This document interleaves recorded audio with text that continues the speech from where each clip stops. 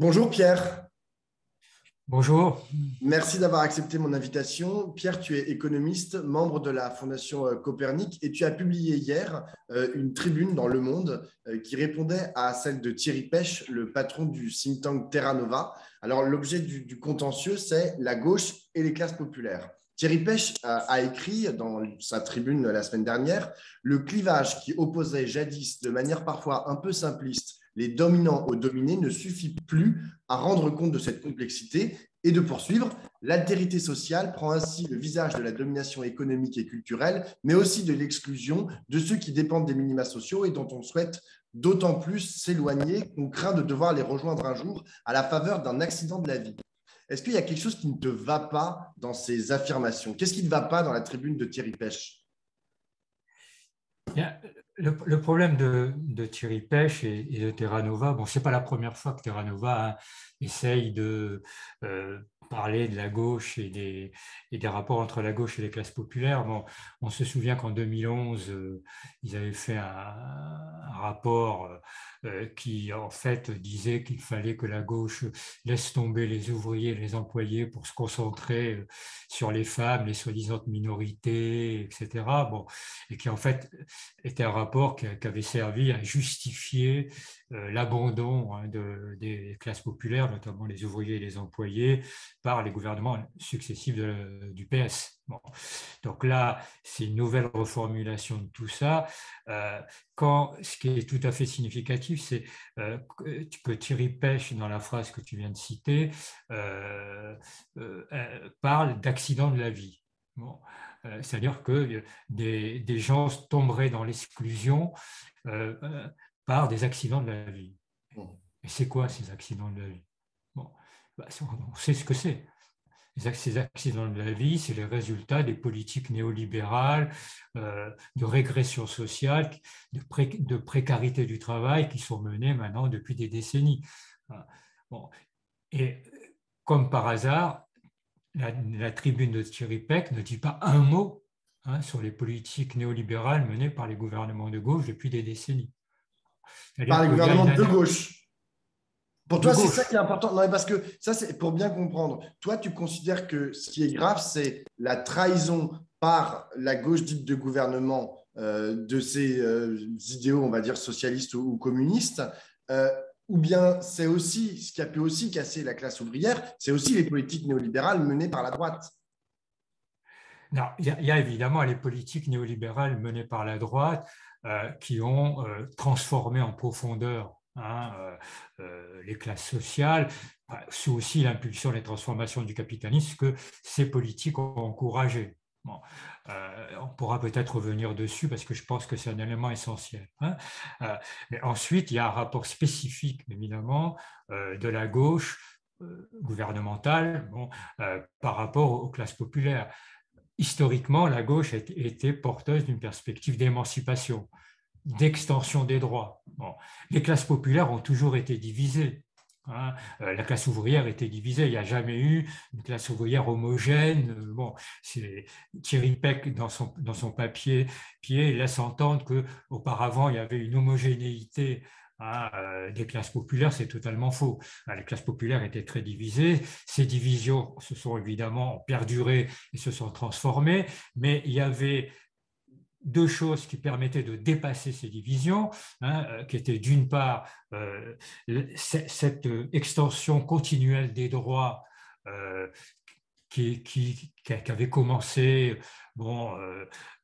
globalement essentiellement après la Seconde Guerre mondiale avec la mise en place de l'État social, tout ce qu'on connaît, les services publics, bon, tout ça est largement connu. Bon.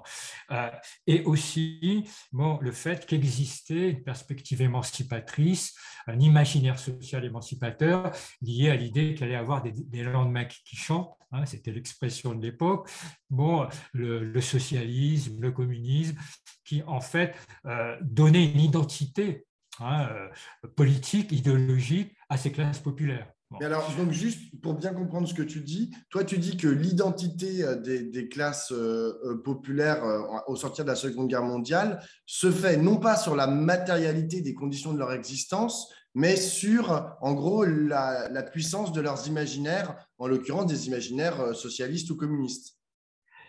Ben, il y a toujours une base objective à Matériel. l'existence de l'imaginaire. Oui, une base matérielle à l'existence de l'imaginaire social. Hein, c'est clair. Mais ce n'est pas les conditions sociales objectives qui déterminent cet imaginaire social. Hein, il n'y a pas de lien direct entre la sociologie des classes populaires et leur comportement politique, bon, ou idéologique. Bon. Et en l'occurrence, bon, disons, il y avait jusque dans la fin des années 70, pour aller vite, hein, si on veut faire un peu, voir un peu une temporalité, il y avait un imaginaire social qui était dominant et qui unifiait, hein, d'un point de vue politique et idéologique, les classes populaires, même si elles étaient divisées par ailleurs. Bon, c'était l'idée que l'avenir serait meilleur que le passé. Voilà, et que le présent, bon, qu'on allait vers une extension des droits, une amélioration des conditions de travail quasiment permanente, que tout ça était issu des mobilisations, que c'était en luttant qu'on arrivait à gagner tout ça, et que derrière ça, plutôt devant ça, il y avait une perspective qui était une perspective d'émancipation globale, qui était le socialisme, le communisme, bon, quel que soit le nom qu'on lui donne, et avec cette référence qui était l'Union soviétique, quoi qu'on puisse pas.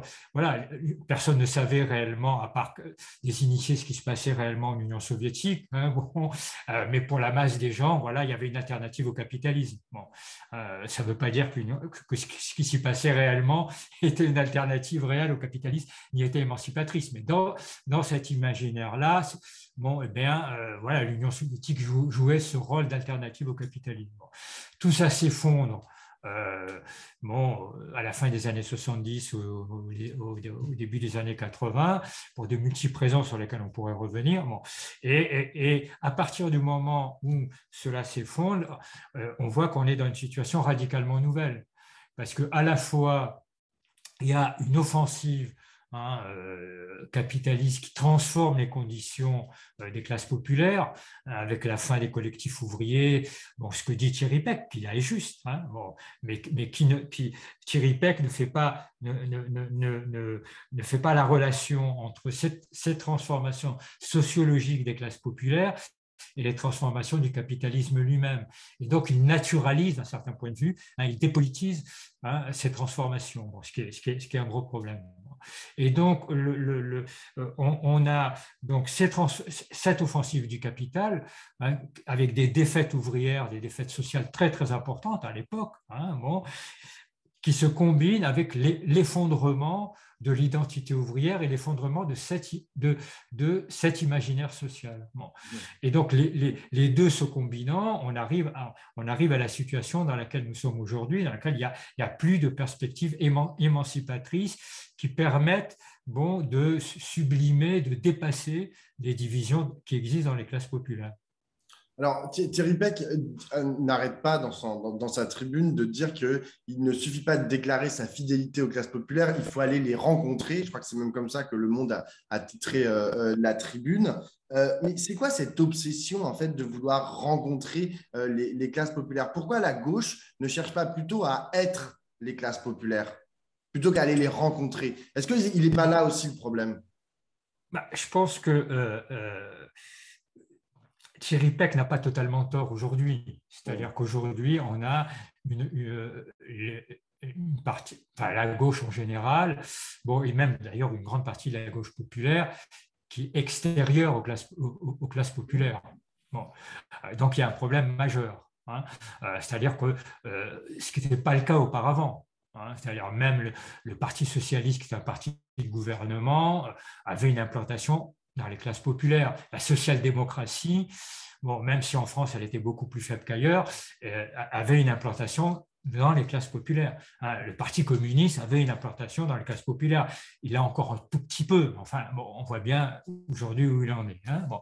Et la gauche radicale n'a jamais eu réellement une implantation de masse dans les classes populaires. Bon. Donc, il y a un problème qui est un problème majeur. Bon. Mais donc, dire il faut rencontrer les classes populaires, en soi, oui. Bon. Mais tout le problème, c'est comment faire pour ça. Bon.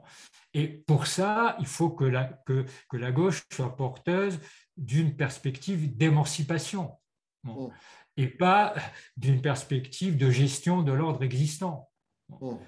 C'est la condition, c'est pas la condition suffisante, mais en tout cas, c'est une condition nécessaire. Bon.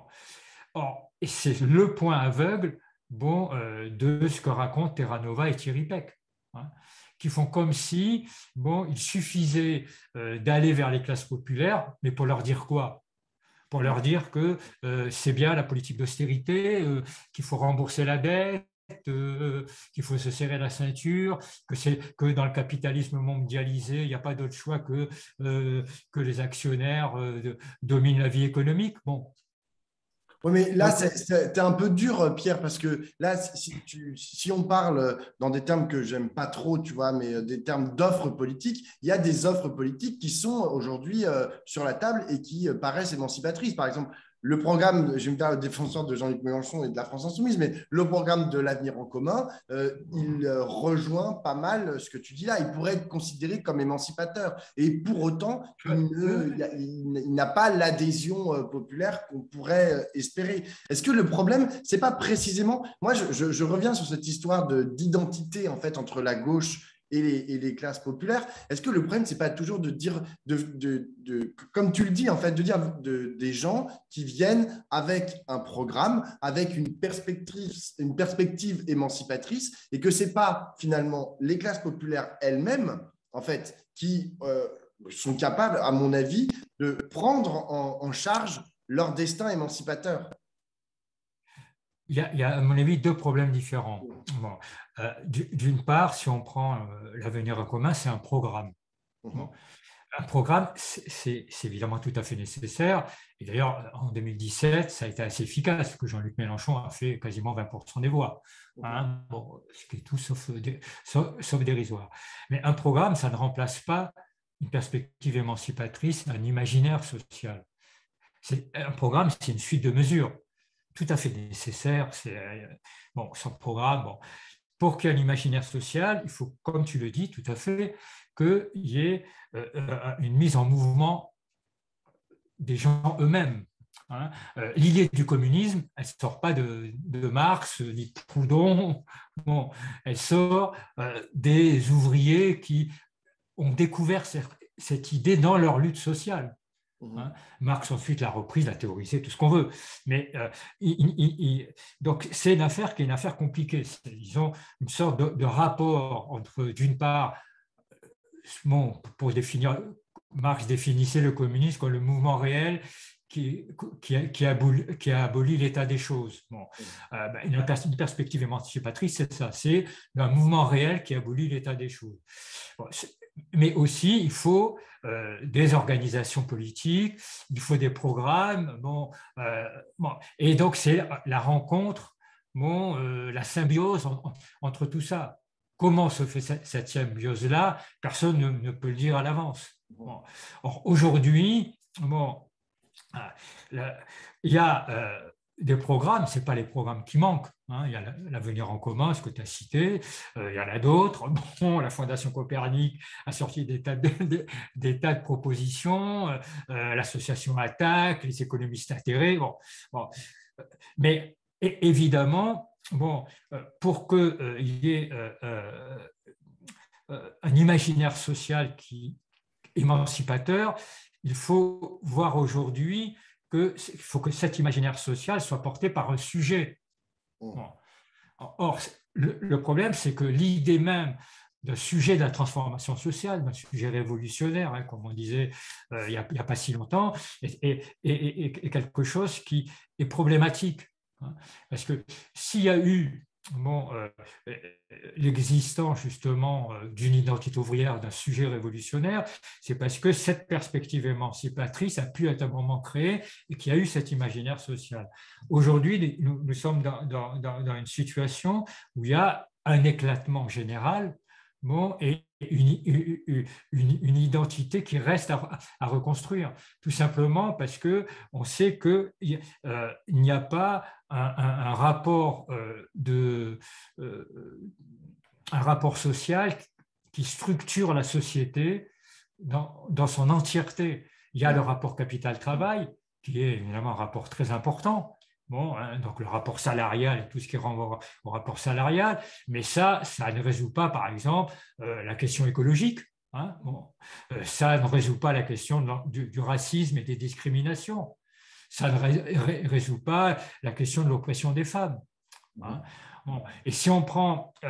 or, auparavant, toutes ces questions-là, par exemple l'antiracisme, le féminisme, la question écologique encore plus, étaient subordonnées, hein, à la question sociale dans cette perspective émancipatrice qui était le socialisme ou le communisme. À partir du moment où cette perspective émancipatrice n'existe plus, toutes ces contradictions qui avaient été mises sous le boisseau reviennent assez naturellement et assez justement, hein, sur le devant de la scène, et donc demandent à être traités. Un individu, bon, il peut être exploité par le capital, il peut être soumis à des dominations ou dominer lui-même d'autres exploités et subir, être pris dans des configurations discriminantes. Donc on voit bien qu'on est dans une complexité des choses, bon, qui est totalement nouvelle. Et on a une question stratégique qui est une question nouvelle, c'est comment on essaye, hein, de faire en sorte que ces différentes contradictions qui existent aujourd'hui, hein, la question, bon, je l'ai dit, la question écologique, du racisme, de l'oppression des femmes, le rapport salarial, comment tout ça peut donner en fait et peut nourrir une perspective émancipatrice commune. Voilà. Ça, aujourd'hui, c'est un problème majeur et c'est quelque chose qui n'est pas résolu. Bon. Et qui ne peut pas être résolu par simplement une addition de mesures dans un programme. Bon, qui est tout à fait nécessaire, hein, ce n'est pas le sujet, mais bon, voilà, je pense que là, il y a une question qui est une question stratégique, pour moi, qui est la question décisive.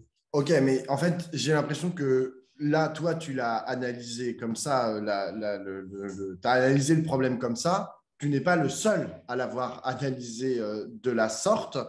Du coup, qu'est-ce qui bloque? Tu vois, est-ce qu'il n'y a pas aussi un problème avec certains cadres en fait qui aujourd'hui tiennent en fait l'architecture de notre système qui est la gauche au sens assez large et en fait qui bloque précisément la possibilité d'étoffer cet imaginaire d'émancipation à la fois individuelle et collective dont tu parles depuis tout à l'heure. Est-ce qu'il n'y a pas aussi un problème des cadres, de l'âge des cadres? Parce que, en fait, les problèmes dont tu parles, c'est assez intéressant, mais c'est des problèmes qui sont plus aigus chez les générations, chez les plus jeunes générations que chez les anciennes générations, pour qui la question capital-travail reste pratiquement la seule qui devrait avoir parfois droit de citer politiquement.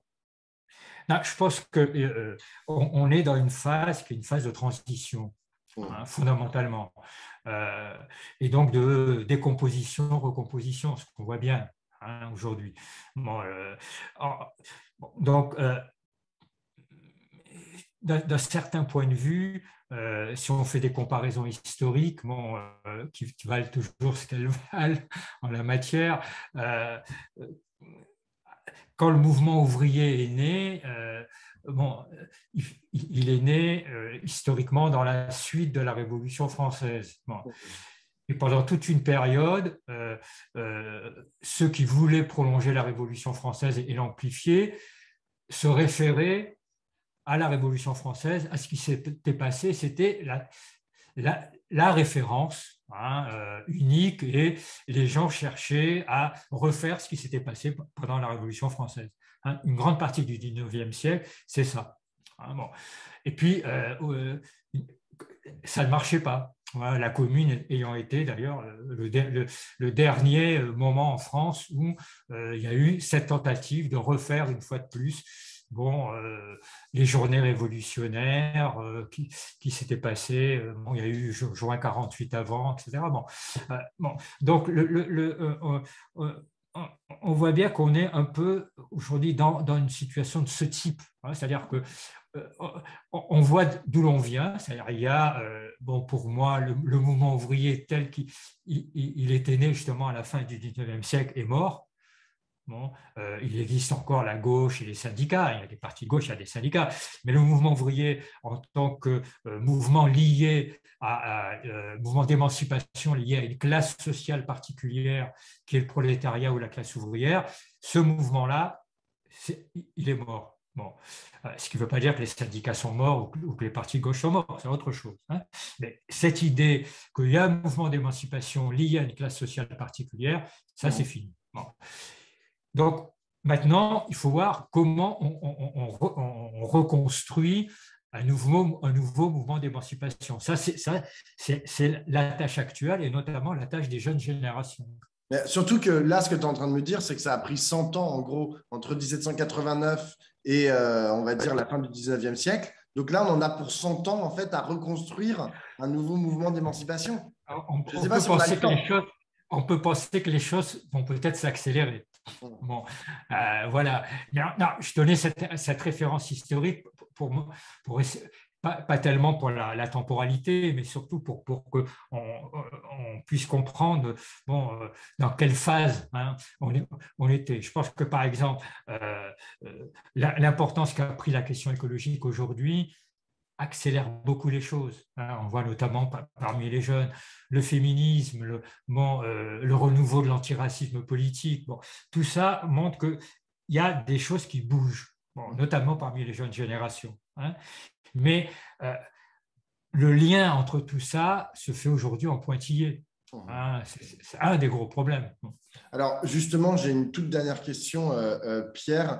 Tu parles de choses qui bougent, mais il y a des choses qui ne bougent pas. C'est, par exemple, la cote de popularité d'Emmanuel Macron. Elle est toujours autour de 45-50%.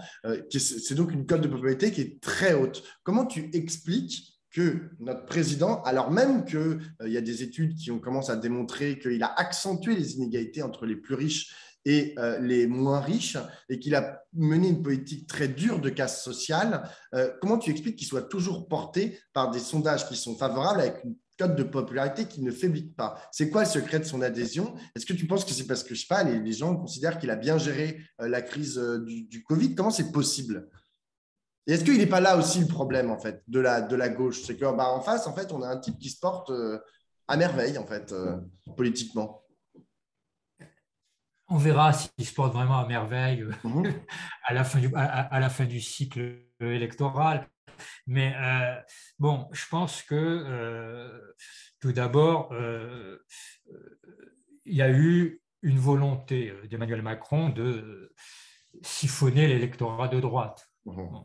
Et ça a plutôt bien marché. Il y a la reprise des thèmes de la droite, etc. Et donc, on voit qu'il a réussi à compenser très largement ce qui était une partie de son électorat qui venait de la gauche, et notamment du Parti socialiste, donc qui l'a plus ou moins déserté en siphonnant l'électorat de droite, ce qui explique à la fois le fait que la droite est aussi bas dans les sondages, par exemple. Donc ça, je pense que ça explique beaucoup de choses d'un point de vue électoral. Ensuite, c'est aussi l'absence d'alternative qui explique ça. C'est-à-dire que quand on regarde toutes les enquêtes d'opinion, on voit qu'il y a quand même, pour le moment, espérons que ça ne soit pas le cas lors des élections, mais un nombre de gens qui veulent s'abstenir qui est considérable. Pour une élection présidentielle. En général, l'élection présidentielle, il y a quand même 70-75% des gens qui votent. Là, dans les intentions de vote, c'est pas du tout ça qui est annoncé. Bon, alors ça va bouger probablement, etc. Mais on voit qu'il y a ce problème-là. Ensuite, il y a évidemment peut-être des éléments conjoncturels comme la gestion de la crise Covid. Bon, après des débuts très chaotiques, bon, les choses se sont sinon améliorées, mais en tout cas régulées. Bon, ça c'est une évidence. Bon, voilà.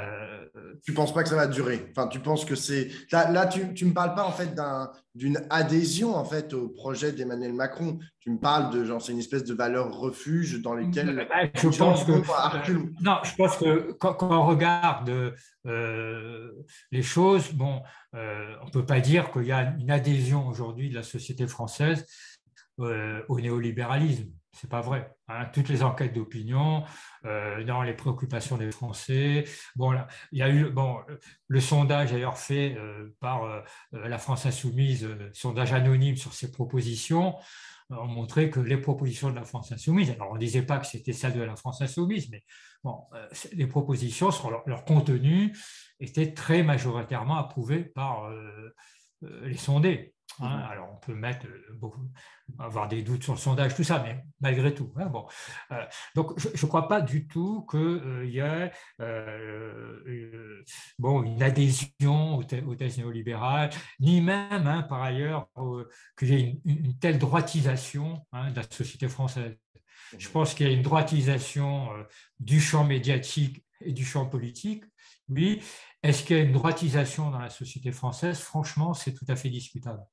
Hein, donc, ça fait partie en tout cas des interrogations. Pour ma part, je ne tranche pas.